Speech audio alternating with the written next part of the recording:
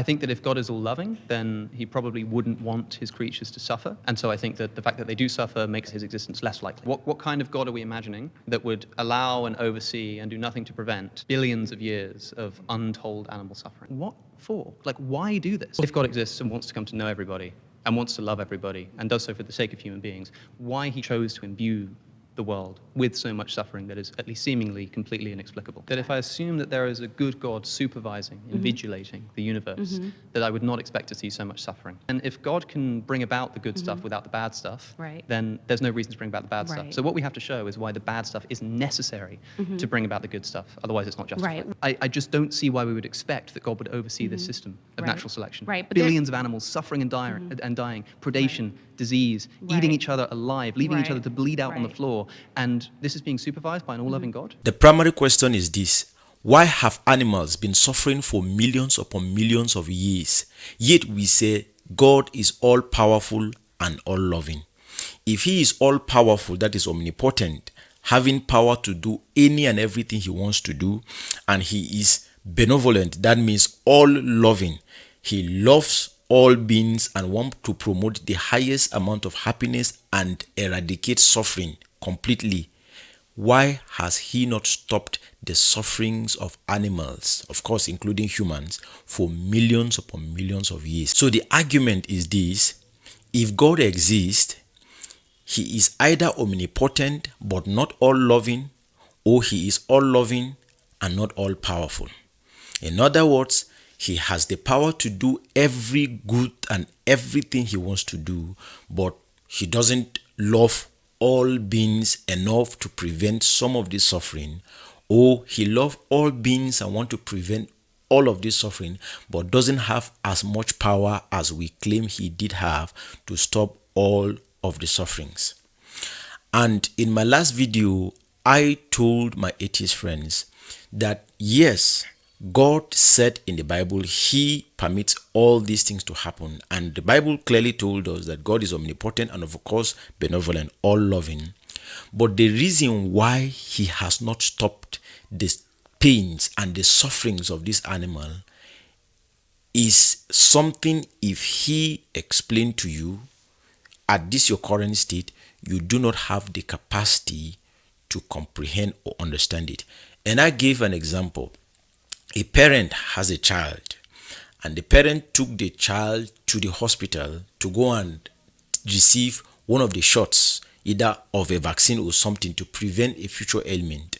And when they take the child to the hospital, while the shot is being given to the baby begins to cry in pain and suffering.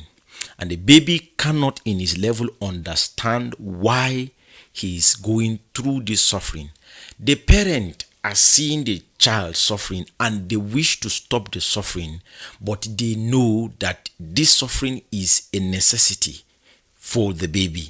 But they cannot explain to the baby at that point why he has to suffer. Even if they try to explain to the baby will not understand, because at that level, the brain activity, the whatever, has not gotten to a point where the baby can understand the explanation. The parent know, of course, that someday the baby is going to grow and probably then the baby will be able to understand better. But at that point, they cannot explain to the baby. And some people came to the comment section and said, these examples cannot be equated. They cannot be put together, because they said the father, the human father or the human parent, they are not omnipotent, and we claim God is omnipotent, meaning he has power to do everything. That means he has power to either stop the suffering or whatever reasons he has for not stopping the suffering, he should be able to explain it to us to understand. And if we say we cannot understand now, because he is omnipotent, he has power to make us to understand at this particular point. So they said, I cannot use that analogy, I cannot use that example to explain these things away. And I think I answered one of the people in the comment section. This is what I said. I said, you say I cannot compare God with the parent, because the parent do not have the power that God has. And because he said something, he said, if he is omnipotent, for example, he will either make sure the injection is painless for the baby, or he will completely eradicate the virus that brings the disease in the first place, so that there will be no need for the shot.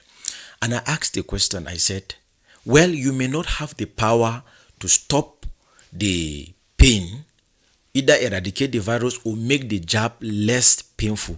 But you have the power to decide or to choose not to have the baby in the first place. Why did you still go ahead to have the baby?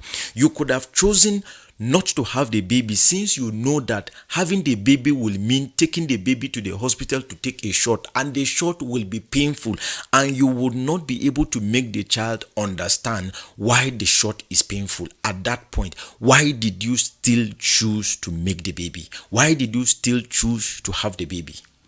Now, of course, if I ask you that question, you may answer me by saying, well, I know that the baby will someday grow and the baby will come to understand that the jab and the pain was actually necessary. In fact, the baby would also come and decide to have children whom he know he would also have to take to the hospital to take the same jab and thereabout. And besides, you would tell me that I know that the whatever pain the baby is going through is just temporary. After a while, the pain will go away. Now, but I can still tell you that this thing, it's only you that know it. The baby doesn't know it at that point where he's going through that suffering. So how would you make the baby at that point still understand that the reason why you still chose to give birth to him, knowing he will go through this pain, is because you know someday he will grow to understand this and all of that?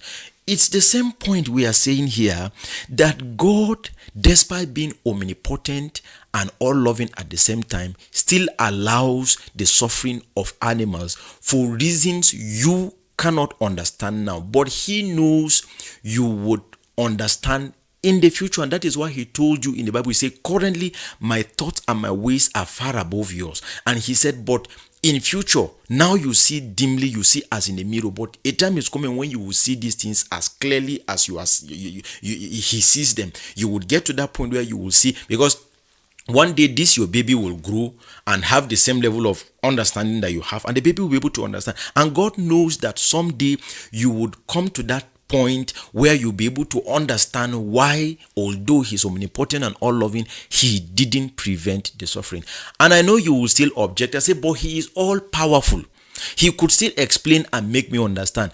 The question is, okay, it's still the same thing. I will say to you, okay, yes, he is all-powerful. He could make you understand even at this point. But he's still not doing it. Why? That same why reason, that why you are asking, because at the end of the day, we'll still come back to why hasn't he done it? Why hasn't he stopped the suffering? We say because you cannot understand. You said, but he's all powerful. He can make me to understand if he wants to. So why haven't he done it? The same reason will tell you that why, if he explained the why to you, at this point you will still not understand. It is the same thing we are talking about over and over again. There is, of course, a valid reason why he chose to allow the suffering, and why at this point he said you don't have the capacity to understand, and why, although having the power to make you understand, he still chose not to let you understand. He said the time is coming when you would get to understand. All you need to do is just to trust me. Yet you still continue to rebel because you want to tell God how to behave. You want to tell God how to act. You want to tell him, this is how I want you. A person whom we say, okay, he is all-knowing. Imagine, for example, let's assume you believe God exists. The way we say he is omnipotent, omniscience, and benevolent. That means he is all-powerful, he is all-knowing, and he loves all beings. Now, that all-knowing means he knows everything far more than you, knows the end from the beginning and the beginning from the end.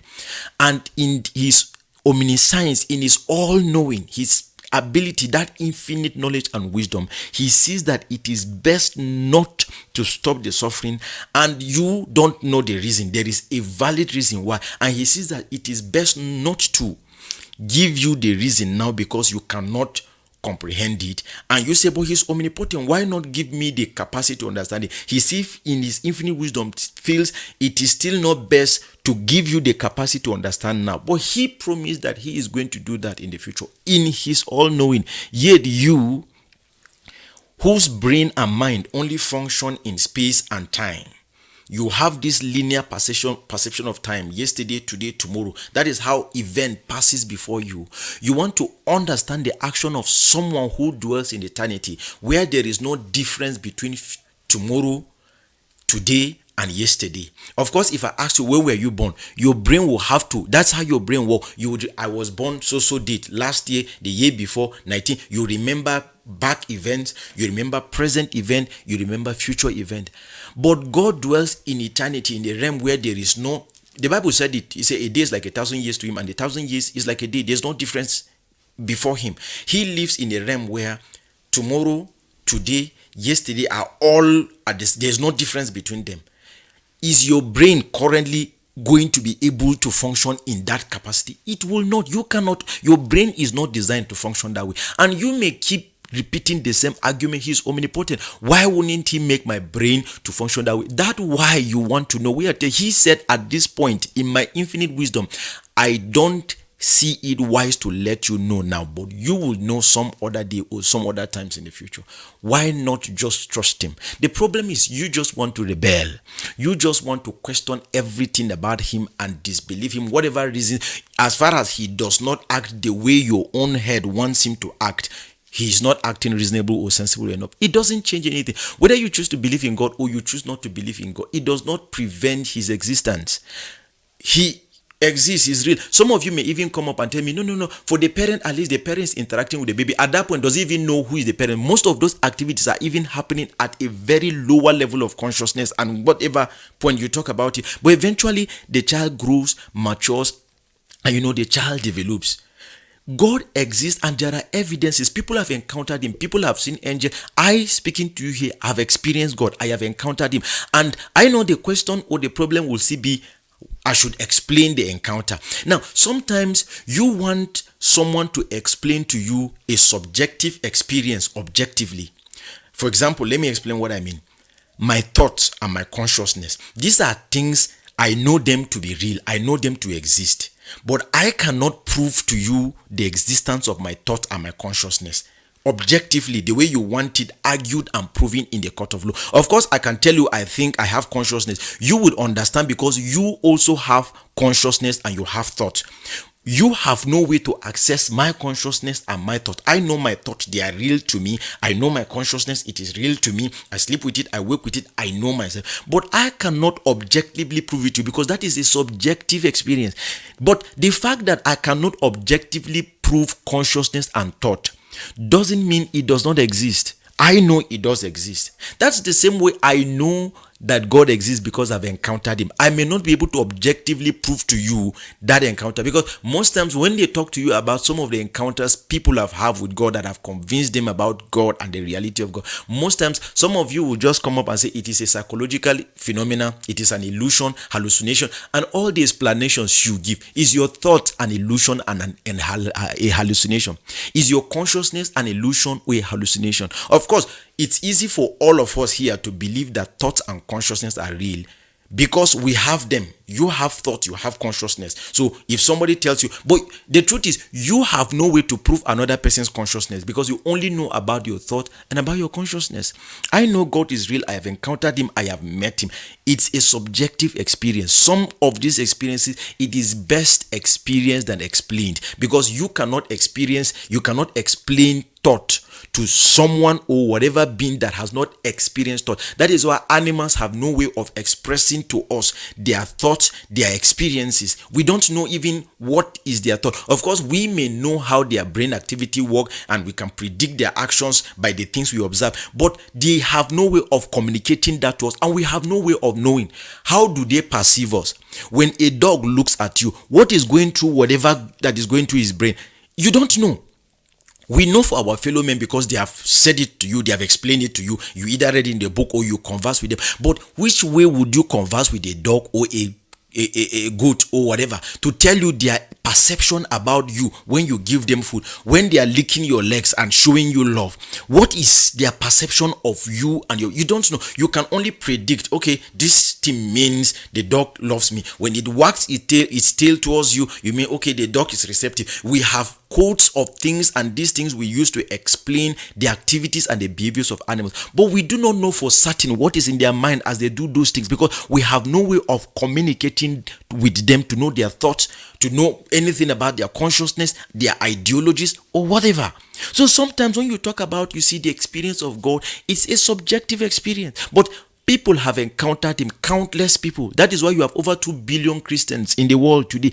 People have experienced him. People have encountered him for thousands and thousands. Until today, people still experience and encounter him. Well, maybe for you, you have not experienced or encountered him. But the best we could pray is that you also get to have that encounter. Now, that does not mean if you do not have the kind of experience some of us have had that have convinced us about his existence, you still wouldn't believe God exists, because there are myriads, a lot of evidences around you to prove to you the existence of God. You just don't want to accept them because they are not the way you want it. There is a way you want him to do it before you would finally believe that there is a God. And in his infinite wisdom, he is not answerable to you. Imagine, let's assume you believe that a creator that created everything, he created you, including your thought, your consciousness. Do you think he's answerable to you? Does he have to submit to you and bow to you and act the way you want him to act? In his infinite wisdom, this is how he sees it best to act. It's up to you to accept it totally. If you refuse to accept the existence of God, it doesn't stop God from being God. If today you decide to deny the existence of my thought and my consciousness because you have no way of ascertaining its existence or knowing it's there, I know it's there. You can't see it, you can't access it, but I know it's there.